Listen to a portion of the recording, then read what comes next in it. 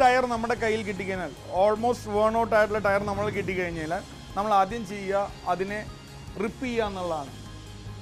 Examine ചെയ്ത ശേഷം ടയറിനെ പ്ലൈനോട് ചേർന്ന് അതിൻ്റെ പഴയ ട്രെഡ് ചെത്തിക്കളയും. പഴയ റീട്രെഡ് ഉണ്ടാകുന്നത് നമ്മൾ ചെത്തി അത് ഈവനായിട്ട് ചെത്തി ഒരേ ഷേപ്പാക്കി എടുക്കുകയാണ് ആദ്യം ചെയ്യുന്നത്. അതിന് നമ്മൾ കത്തി വളരെ മൂർച്ചയുള്ള കത്തിയാണ് യൂസ് ചെയ്യണത്. അത് യൂസ് ചെയ്ത് അതിനെ ആദ്യം മുകളിലുള്ള ട്രെഡ് റബ്ബർ ചെത്തി മിനുക്കുകയാണ് ചെയ്യുന്നത്.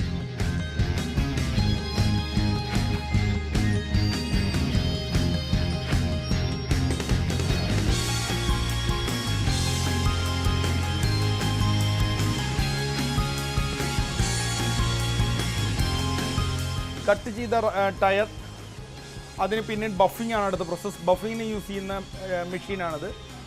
ഈ മെഷീനിൽ കൊണ്ടുവന്ന് ടയർ ബഫ് ചെയ്യുന്നതാണ്. ബഫ് ചെയ്ത് അതിന് മുകളിൽ പാറ്റേൺസ് ഉണ്ടാക്കിയും ആ പാറ്റേൺസിൽ റബ്ബർ സൊല്യൂഷൻ ഒഴിച്ച് അതിന് മുകളിൽ ട്രെഡ് റബ്ബർ ഒട്ടിക്കുകയാണ് ചെയ്യുന്നത്.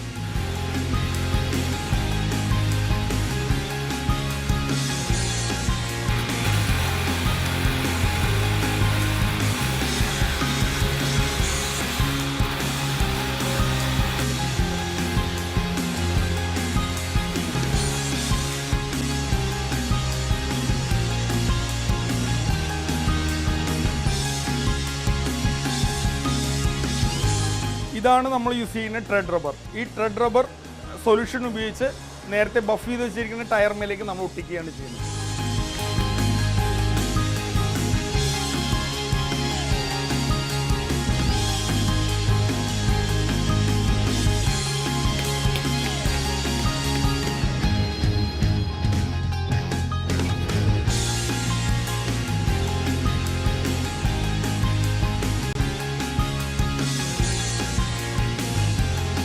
ട്രെഡ് റബ്ബർ ഒട്ടിച്ച് കഴിഞ്ഞ് കഴിഞ്ഞാൽ റബ്ബറും ട്രെഡ് റബ്ബറും തമ്മിൽ ചേർക്കാൻ വേണ്ടിയിട്ട് നമ്മൾ പ്രസ്സിങ് മെഷീനിൽ കൊണ്ടുവന്ന് ടൈറ്റ് ചെയ്ത് പ്രസ് ചെയ്യുന്നതാണ്. ഇത് ട്രെഡ് റബ്ബർ ടയറുമായിട്ടുള്ള ബന്ധം വിട്ടു പോകാണ്ടിരിക്കാൻ വേണ്ടി സ്ട്രോങ് ആക്കാൻ വേണ്ടിയിട്ടാണ് നമ്മളിത് യൂസ് ചെയ്യുന്നത്.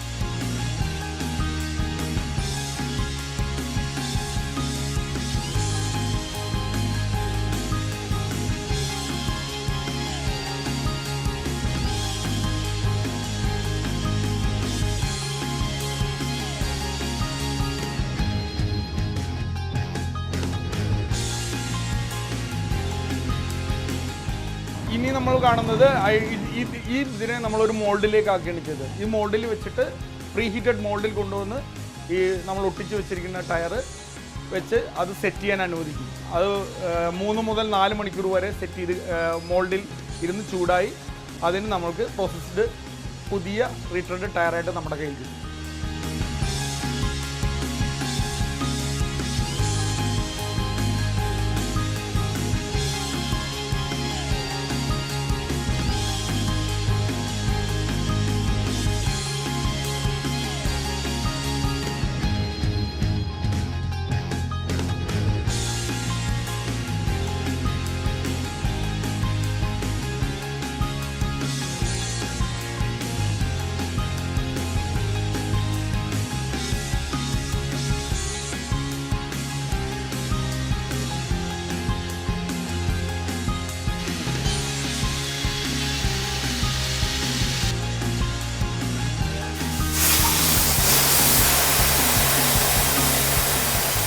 ഇപ്പോൾ നമ്മൾ സ്റ്റീം റിലീസ് ചെയ്തതിന് ശേഷം ടയർ പുറത്തേക്ക് എടുക്കുന്നതാണ് നമ്മളിപ്പോൾ കാണുന്നത്.